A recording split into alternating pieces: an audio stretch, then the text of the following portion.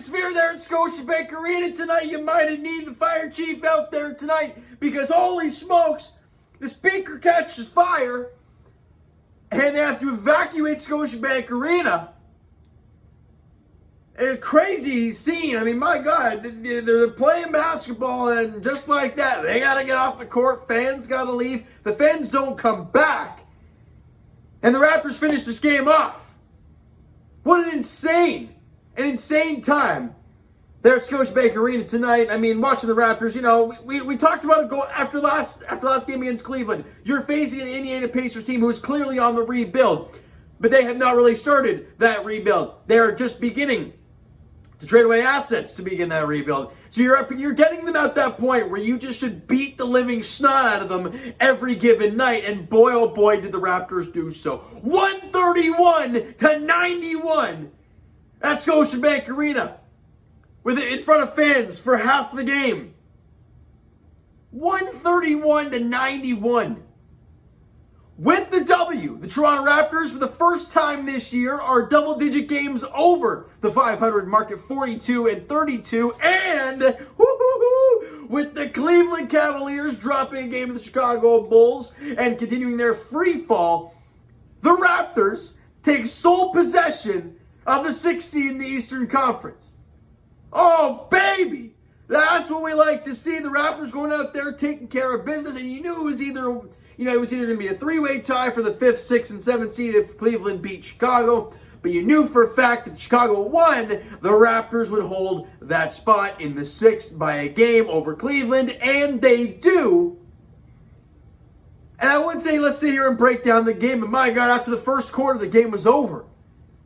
You know, it was kind of back and forth for the majority of the first quarter, and the Raptors were like, you know what, enough of this nonsense. Let's just take over this game and call it a day. Pascal goes off. Raptors end up leading 41-21 after one quarter of play.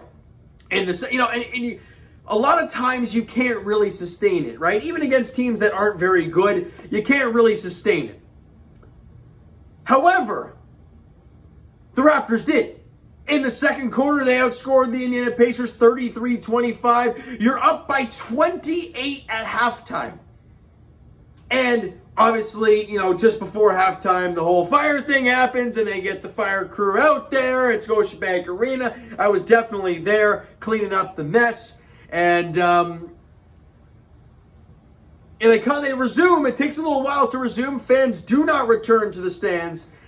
And Fred VanVleet does not return to play. Now, that's nothing against Fred. Honestly, God, I think the Raptors were like, all right, we're destroying these guys, and they're not going to come back. So, Fred, put on your regular, your street clothes and chill out. Because Fred VanVleet doesn't play afterwards. I think he only played like 15, 16 minutes tonight. But you didn't need him because in the third quarter, yeah, you lost it 24-22. Oh, you're only up by 26 going into the fourth. And the Raptors like, hold my beer. 35-21 Raptors win the fourth quarter and they win by 40. 131-91. Fred VanVleet obviously got the start, didn't play much. He had 5 points, 2 boards, 3 dimes on 2 of 4 shooting, 1 of 2 from 3. Only played 16 minutes of work, but he was a plus 17 while he was out there. So, hey, he did a job when he was playing, and when there wasn't a fire in the speakers above the play. But the rest of the guys, and it's great. You know what? Nobody played over 31 minutes. Pascal and Scotty both played 31. Nobody else played more, and that is gorgeous to watch, considering who your next game is against. OG Anunoby played 28 minutes today, had 16 points, 3 boards, 1 dime, 6 of 9 shooting, 1 of 2 from the line, was 3 of 5 from distance, had 2 steals in the game, was a plus 18. Man, it is so good to see OG Anunoby back out there on the floor for the Toronto Raptors. Pascal Siakam, all NBA. I mean, I don't know how there's not a conversation. Well, there's definitely a conversation on our end. But on the other side of the border, I'm not sure if it's really a conversation, which is absolutely disgusting. 23 points, 6 rebounds, 7 dimes in the game, 10 of 15 from the field, was 2 of 4 from the line, 1 of 3 from distance, had 3 steals in the game, was a plus 24 in 31 minutes. Fantastic. Evan Mobley did not have a very good game at all for the Cleveland Cavaliers. I think it was like 3 of 12 in the game. Didn't score in double figures. Whereas Scotty Barnes drops 19. And man, did he cook in that third quarter. You know, he did a great job in that third quarter. It was kind of a weird one because obviously since they had that long break, they didn't really have a halftime. Right? They had that long break, you finish up the second quarter, you take a few minutes like you would between regular quarters, and then they play this third quarter and then the fourth quarter like they normally do. So it was a very weird game. I mean, of course it is. You know, there was a fire and no fans, and you still got to finish the game, and it felt like COVID all over again. But Scotty Barnes set 19, 6, and 7 on 8 of 11 shooting. It was 3 of 4 from the free throw line. Missed the 1-3 he took. Had a block in the game. Was a plus 25 in 31 minutes. I mean, my guy, you got to give the guy credit. He has been balling out. Especially, you know what? I said it after that loss where that turnover against the Los Angeles Lakers, that it's all right, you know, to have those types of moments, but it's how you bounce back that shows the true character of you as a player. And Scotty, for the first few games after that, didn't really play Scotty basketball. But over the last couple, I wouldn't even say really in the last game, but you know, he wasn't really the focal point of the offense in that game against Cleveland. Neither was Evan Mobley. But tonight, got it done. 19, 6, and 7 for Scotty B. And he was fantastic. Now, the bench unit getting it done when you need them to. I mean, Chris Boucher, the guy has bought into his role. Energy. Crash the offensive glass. Get those cleanup buckets. Get in the paint. Yeah, you can shoot your threes here and there. But I'm totally fine with him being in the paint 24/7. 15 points, 10 boards, another double-double. He ties Kevin Love for the most double-doubles off the bench in the NBA or in the Eastern Conference, something like that. But he has been dominant off the bench lately for the Toronto Raptors. 6 of 10 from the field, 2 of 2 from the line, 1 of 3 from 3, plus 35 while he was on the floor. What a game for him. And can we talk about Precious?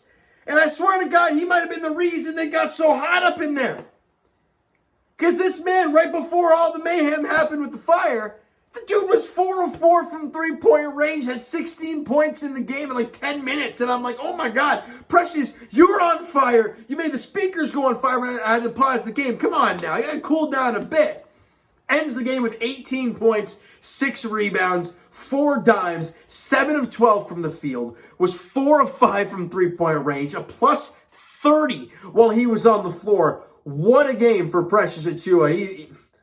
It's phenomenal stuff, and it's crazy. We talked about the last 2 games for Precious. I believe it was the last 2 where he's been like 0 of 8 from 3. He was 0 of 3 in the last game. I believe he was 0 of 5 in the game before.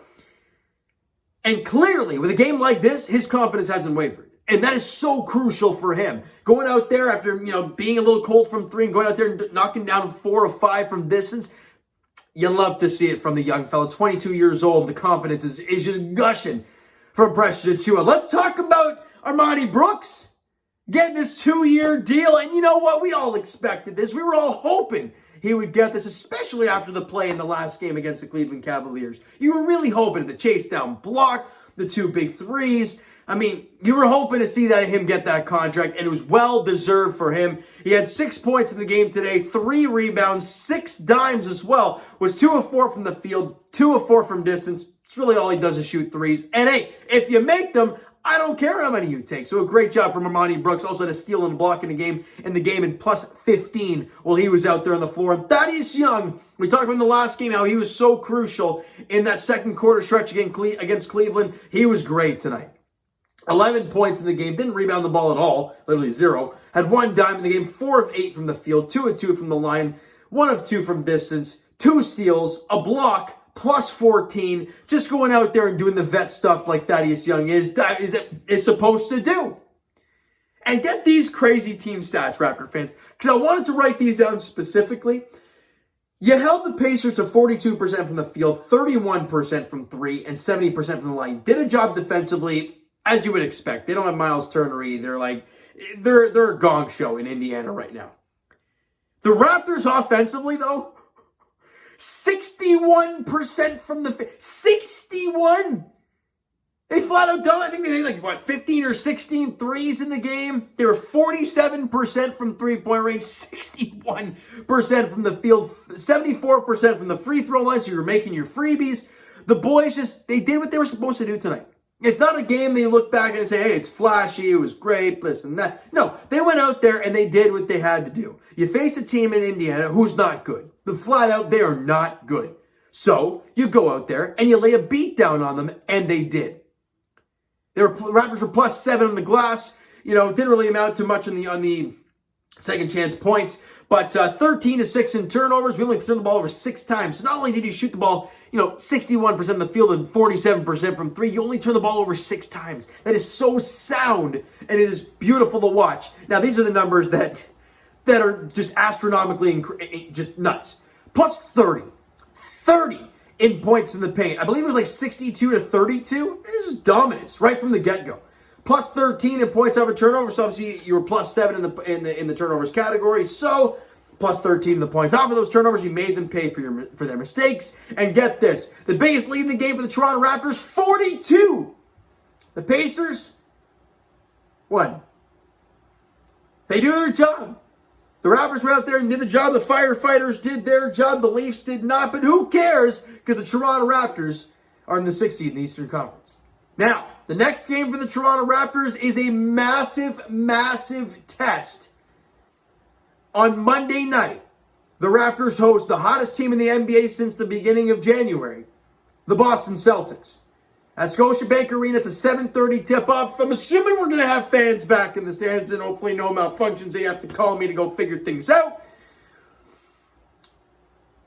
But that could be, I wouldn't say that's a statement game for the Toronto Raptors, but it's definitely a, hey, we can match up against anybody if you go out there and beat the Celtics. They're playing the best basketball they've played all year long. They're dominating just about everybody they're playing. It's incredible. Jaylen Brown, Jason Tatum are just playing out of their mind. With this Raptor team, it's definitely a different look than most teams. How are they going to fare? We'll see on Monday night. And for the Raptors, the last 2 games, they've played extremely good basketball. You obviously now have OG Anunoby back. Maybe you'll have Gary. I can't see Gary Trent being back because I think he has turf toe, I believe I heard. So the odds of him being back for that Celtics game are like about that big. But for the Raptors, you got OG back. You got Siakam. You got Scott. You got Freddie. Everybody's rested as well. Nobody played more than 31 minutes tonight. This is going to be a hell of a game against the Celtics on Monday, 7:30 at Scotiabank Arena. All right, so you know what, guys? That is going to do it for this one. If you enjoyed the video and enjoyed the game this evening, smack the like button. I do appreciate that. Hit the subscribe button if you have not already. Comment down below thoughts on the video, thoughts on the game, what you like, what you not like.